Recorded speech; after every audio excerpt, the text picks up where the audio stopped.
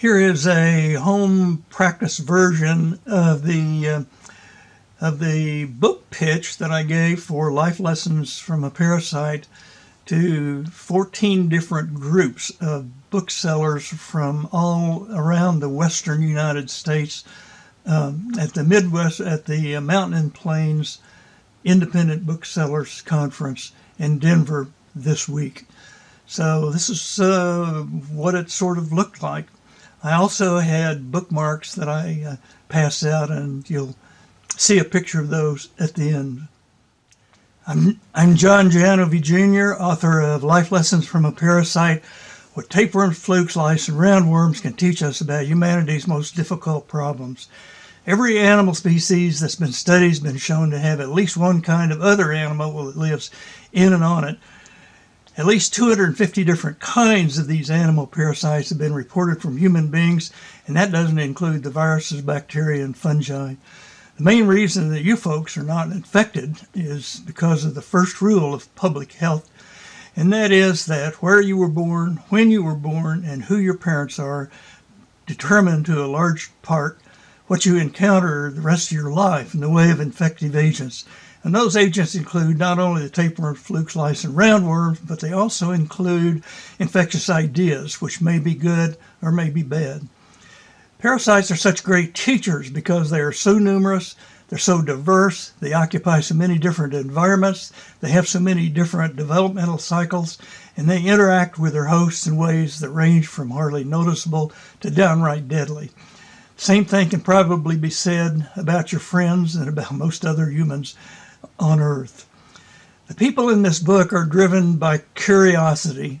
An excellent example is the senior scientist in the first chapter who tries for 10 years unsuccessfully to figure out how Oklahoma fish get worms in their ovaries. And so this senior scientist learned the hard way one of the first and most important life lessons, and that is that nature doesn't care what you believe or what you believe about how it operates. And of course, the second life lesson that came out of that gentleman's experience was that there are problems that even our finest minds can't seem to solve. That first life lesson, nature doesn't care what you believe, I've come to call the Ron DeSantis principle. And the Florida folks are learning really the hard way that nature doesn't care what their governor believes about climate change, rising ocean levels, or temperature of the Gulf waters. That second lesson, that there are problems that even the finest minds can't seem to solve, we can describe one good example with a single word for this country: guns. The last chapter in this book is titled A General Theory of Infectivity, and it uses language and words not only as infective agents, but as vectors for infective ideas. And if you need any good examples of words functioning as vectors, almost like mosquitoes carrying malarial parasites, try some of the hot button words from the current political discourse: abortion, immigration, LGBTQ. I'm available for signings and book discussions anywhere within about a 150-mile radius of Lincoln, Nebraska, and I'm available anywhere in the world on Zoom.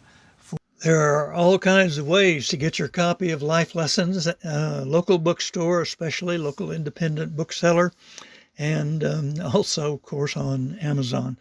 This would be a great book for book club discussions or for, if you're a teacher, for reading. Thanks.